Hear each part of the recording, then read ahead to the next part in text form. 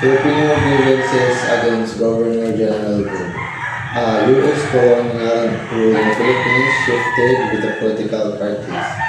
Republicans favored extended control while Democrats under Woodrow Wilson pursued quicker independence reforms by Governor General Francis Norton. Harrison included Filipinization and the 1916 Jones Law, which created bicameral legislature and reduced American officials to 6% by 1990. In the 1920s, U.S. Governor General Leonard Wood's reforms to curb corruption and strengthen his authority angered Filipino leaders. Tension escalated in 1923 when Wood reinstated a police chief accused of bribery, bypassing Filipino-led investigations. In protest, EU officials like Manuel Quezon and Manuel Rojas resigned and imposed Wood's policies. The petition accused Governor Wood of over 20 abuses, including blocking essential laws, revising Philippinization, misusing public funds, interfering with the Senate and justice system, and sowing division between Christian and Muslim Filipinos. It ended with a strong protest from Filipino leaders. Filipino leaders condemned Governor Wood's actions as unjust and undemocratic, appealing to the American people to support the defense of their rights. Analysis of the petition leader. The Nacionalista Party, led by Quezon, was criticized for corruption and the shift to Governor Wood, who opposed their plans, was seen as a setback to their push for power and independence. The petition, Filipino grievances against General Wood, condemned Governor Wood's strict leadership, contrasting it with more lenient governance of earlier American officials. The first two paragraphs were: the passage expresses the Filipinos' belief that U.S. control was meant to prepare them for self-government and eventual independence, with the trust America would fulfill its promise to develop the country for the benefits of the Filipino people. After 20 years of cooperation, Major General Leonard Wood's appointment as Governor General led to the reversal of the U.S. policies in the Philippines, undermining Filipino autonomy and constitutional rights. That's it. 5, 4, 3, 2, 1. The Nationalistas' grievances against Governor Wood were partly justified, as his actions led to delaying independence and shifting control of Muslim areas to American agencies, aligned with the U.S. Republicans' reluctance to grant independence soon.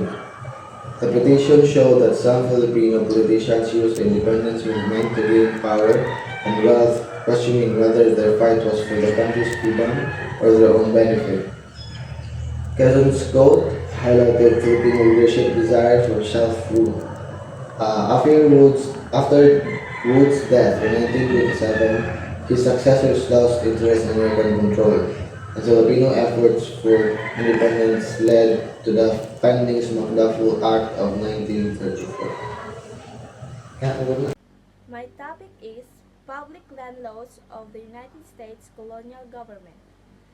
As the Filipino motion for the independence for the United States gained momentum, a decades-long question regarding Muslim did not linger were the Treaty of Flores and this treaty binding on the Moros of Mindanao, who fought to maintain their independence.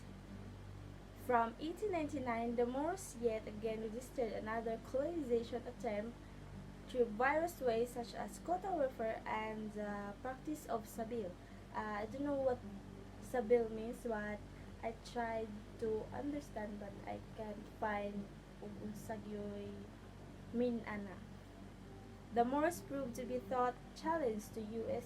shoulders. Moros means or Moro is kaya nangamuyo, Muslim nga nangamuyo diri sa Pilipinas.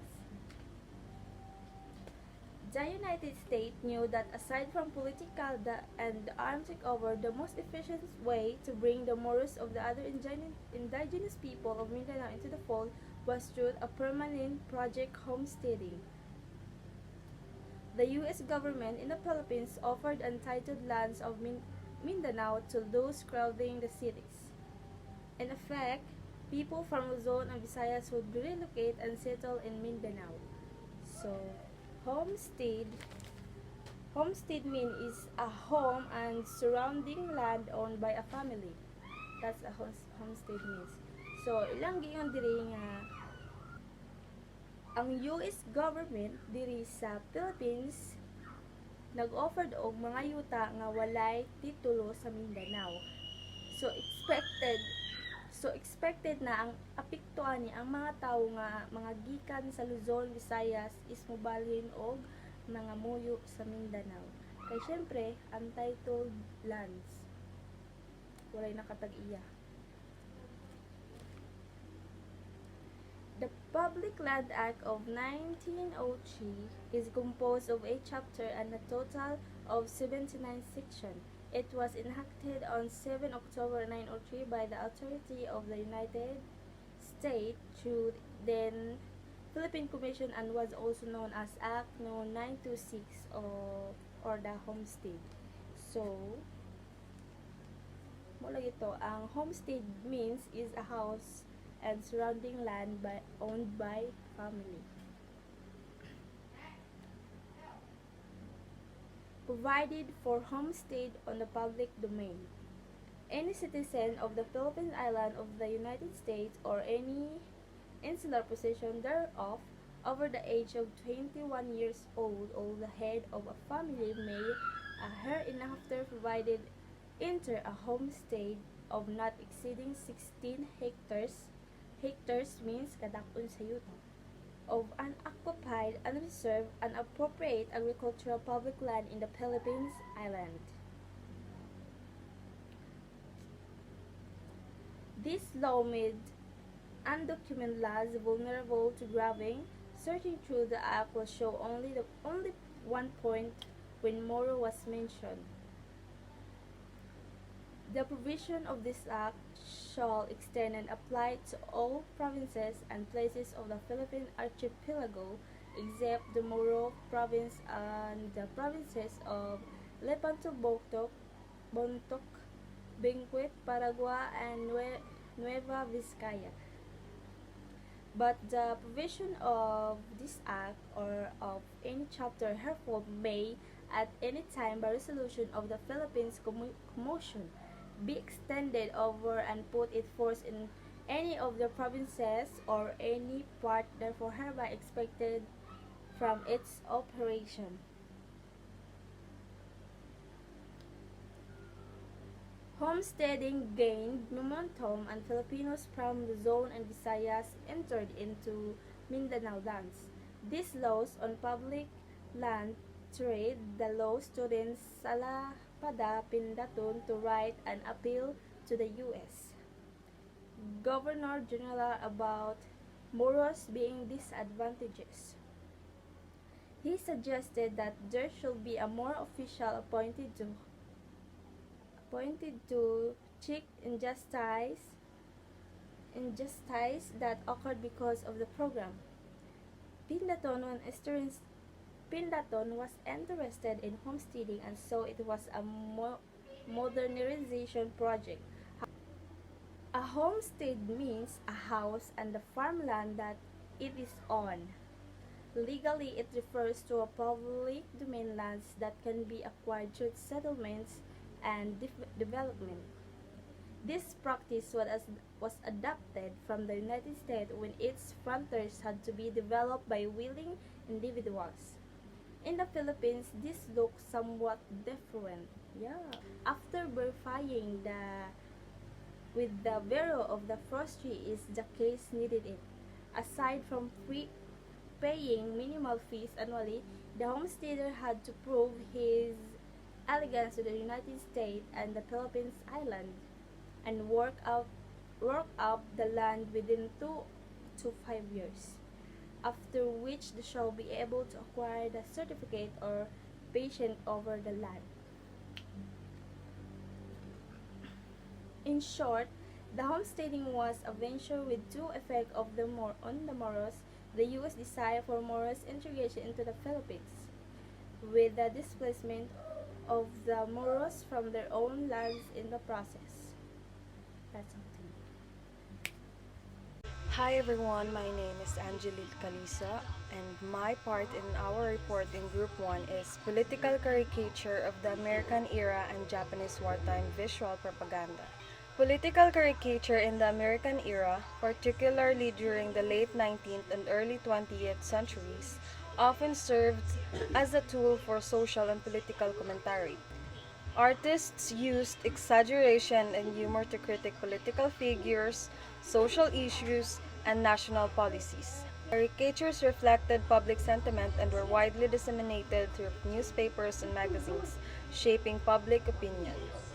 On the other hand, Japanese wartime visual propaganda, particularly during World War II, aimed to bolster national morale and promote unity against perceived enemies.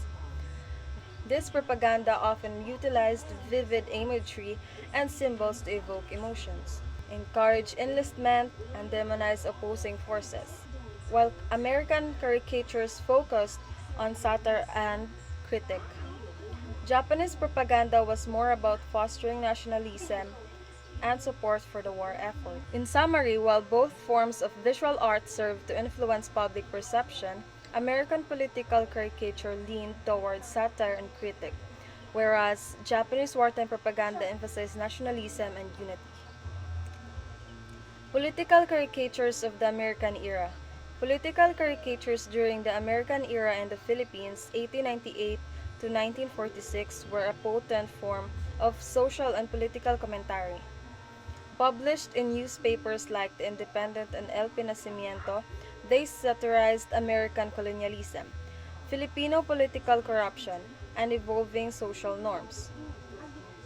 These caricatures often reflecting anti-American sentiment and nationalist aspirations offer a unique visual record of the complex dynamics of this historical period. Alfred McCoy's book, Philippine Cartoons, is a key resource for understanding these powerful images. Propaganda comic strips in the Tribune. The Chicago Tribune featured comic strips that reflected the conservative political views of its publisher, Robert McCormick, particularly through works like Little Orphan Annie by Harold Gray. These strips often contained strong political commentary, critiquing issues such as the New Deal. While they displayed elements of political advocacy, the focus was more on their cultural impact and the loyalty they garnered from readers rather than being strictly classified as propaganda. Analysis of the political caricatures and comic strips. Both political caricatures, particularly those from the American era in the Philippines, and certain politically charged comic strips, such as those in the Chicago Tribune, served as forms of social and political commentary. Caricatures often employed satire and exaggeration to critique colonialism and corruption, while comic strips like Little Orphan Annie reflected conservative viewpoints and engaged in political commentary. Though not necessarily direct propaganda, both mediums offer insights into the social and political climates of the respective times and demonstrate how visual art can be used to influence public opinion. However, caricatures leaned more towards direct critique, while the comic strips' political messages were often woven into broader narratives. Lesson 9: Post-war period and neo-colonization in the Philippines. Key concept: neo-colonization. Control of less developed nations by developed ones through indirect means. Cold War. Rivalry between the US and Soviet Union from 1947 to 1991. Hawk Rebellion, a communist-led uprising in the Philippines from 1946 to 1954. Democracy, a system of government based on freedom and equality. Introduction. The Philippines gained independence from the US on July 4, 1946, yet continued to experience significant American influence in its political and economic systems. This lesson explores the neo-colonial relationship between the Philippines and the US, focusing on primary sources and the post-war years to the EDSA Revolution. Key documents. Number 1. The CIA Intelligence Memorandum Number 296, 1950. This document highlights U.S. concerns about the Hawk Rebellion and socio-economic inequalities in the Philippines, indicating the U.S. viewed the country as a strategic ally against communism. Number 2. Leon O.T.'s It's Up to You Now. This analysis challenges the narrative of Ramon Magsaysay as a self-made hero, revealing his political maneuvers and the influence of U.S. interests in his candidacy. Number 3. Philippine Free Press Analysis of Magsaysay. This discusses Magsaysay's presidency as a product of U.S. orchestration, contrasting his popularity image with evidence of significant American involvement in his rise to power. Number 4. Corazon Aquino's speech to the U.S. Congress, 1986. Aquino's address framed her presidency as a continuation of the democratic struggle against authoritarian rule, while appealing for U.S. support and highlighting her commitment to the democratic reforms. Conclusion. The post-war period in the Philippines illustrates the theme of neo-colonialism, with the U.S. maintaining significant influence over Philippine governance and policies. Despite formal independence, the political landscape was characterized by corruption, elite dominance, and a persistent alliance with the United States, evident in leadership of both Marcos and Aquino. Analysis of Philippine Free Press speech of Magsaysay. Ramon Magsaysay landslide victory in the 1953 Philippine presidential election analyzed, contrasting his popular image with historical evidence suggesting significant involvement. While presented as a self-made anti-communist hero, historians argue his to power was U.S. project. U.S. media cultivated Corazon Aquino's speech before the U.S. Congress. Corazon Aquino's 1986 address to the U.S. Congress powerfully framed her presidency as the culmination of the peaceful EDSA people power revolution. She contrasts her image, a grieving widow with no political experience, against Marcos' authoritarian rule, highlighting the people's yearning for democracy. Aquino recounted her husband Ninoy's struggle against the Marcos regime, emphasizing his unwavering commitment to democracy, even in the face of imprisonment and torture. She linked Ninoy's martyrdom to the revolution's success, positioning herself as the inheritor of his legacy and the champion of democratic ideas. Analysis of Cory Aquino's speech. Cory Aquino's address to the U.S. Congress solidified the international legitimacy of her post-EDSA government. The speech strategy linked her presidency to the legacy of her husband. Ninoy Aquino emphasized his martyrdom and the role of sparking the revolution. Aquino presented a stark contrast between her commitment to democratic principle and constitutionalism and Marcos' highlighting her focus on the reconciliation and peaceful solution to the communist insurgency. Lesson summary. The post-war period in the Philippines can be discussed using the unifying theme of recolonialism. In this neo-colonial state and society, the United States maintained a crucial and significant role in the Philippines government through indirectly influencing economic and public policy. Against the backdrop of the Cold War, the Philippines was assumed under the bloc led by the United States. Hence, America was focused on the containment of the spread of communism in the archipelago.